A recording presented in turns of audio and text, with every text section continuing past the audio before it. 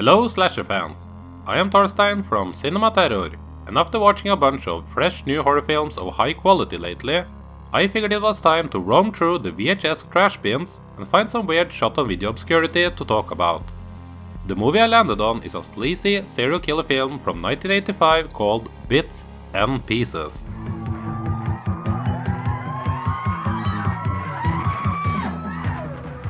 Bits and Pieces is set in a normal small town where a demented serial killer is on the loose.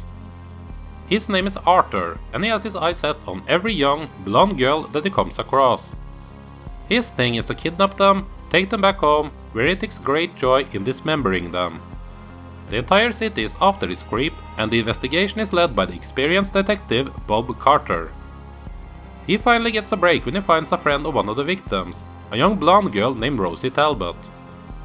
Carter, despite the age difference, starts to get romantically involved with Rosie, and now the stakes are higher than ever, as Carter now has to track down and stop Arthur before Arthur makes Rosie his next victim. Psycho! She's dead! Murdered!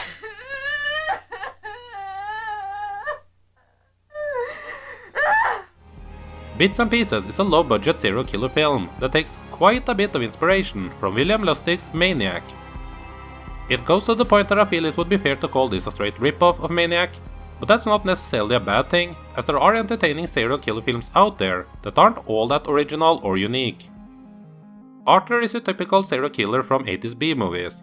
He grew up in an unhealthy household with a promiscuous mother who constantly teased and mistreated him, messing up his mind for life. If you've seen a few movies like this in your life, then you know exactly where this is going.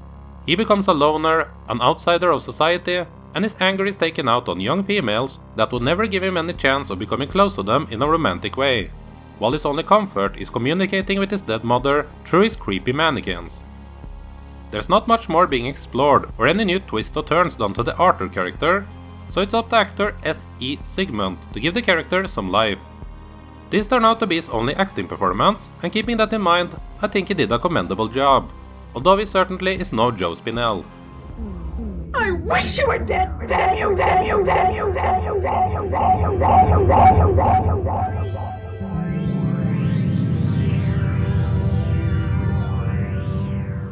He is the standout from this cast though, as the acting skills from the rest of them will not be blowing you away in a positive manner. All the female characters look exactly the same. They're all pretty looking blondes with big mid-80s hairdos, and they pretty much all dress the same as well. They could have really done a better job in differentiate the different girls in this film, as I thought Rosie was killed off twice, only to find out that there was some other girls being slaughtered off.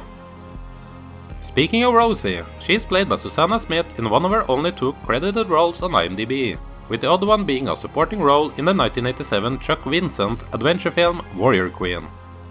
She is not good in this film.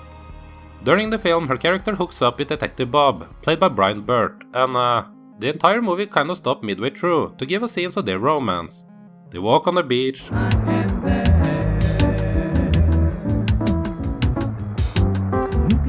drink wine in front of a fireplace, and all of that good stuff.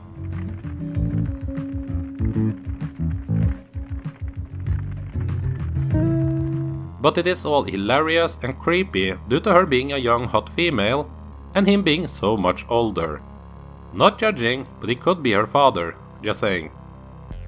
The director and co-writer behind this film is a guy named Leland Thomas, except doing duties as a cinematographer on a 2016 documentary on mental disorder called Not Without Reason.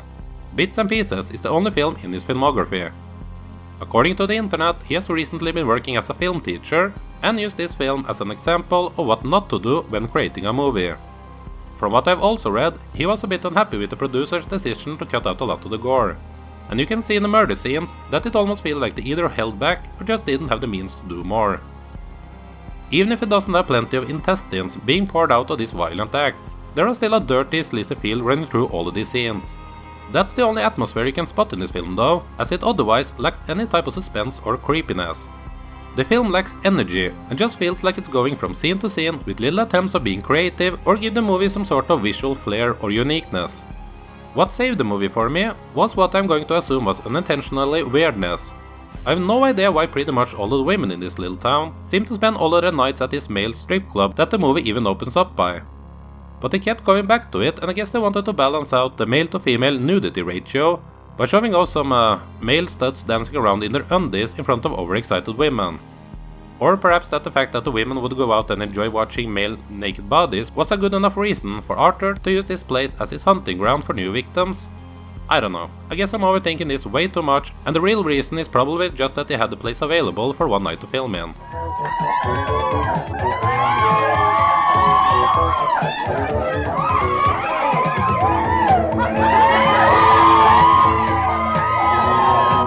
The music, or sound effects as you rather say, is also weird and feels out of place in nearly every scene of the film. It's done by the duo René Kakebyen and Don Chilcott, and I don't know if they were playing around on the keyboard and delivered music without having seen the scenes they were supposed to be in, or what the hell happened, but I must say I found it quite amusing. Chilcott would go on to score another film, by the way, which was the low-budget 1986 slasher Spine.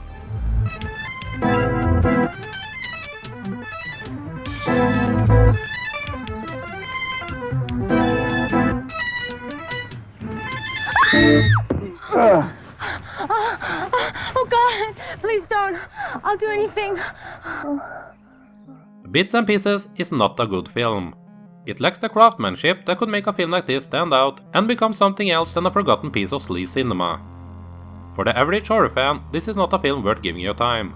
But I will say that if you're like me, who have a fascination with serial killers with mom issues, like Maniac, Don't Go in the House, and even lower quality stuff like Nightmare in a Brain, then there are moments that make the film worth sitting through. And it does have enough funny moments that you can enjoy it in a so bad it's good type of way. Take into consideration that I'm probably 1 out of 10 people in the world that would fit as a target audience for this when you hear my score, and subtract the point if this isn't the type of film you enjoy. For me, Bits and Pieces is a mediocre torture porn film before that label became a thing, and it deserves the OK score of 2.5 out of 5. Has anyone else out there seen Bits and Pieces? If you have, then let me know your thoughts on it in the comment section below. And if there are any other forgotten slasher serial killer maniac movies out there that you feel more people should check out, then I'd love to hear those recommendations as well.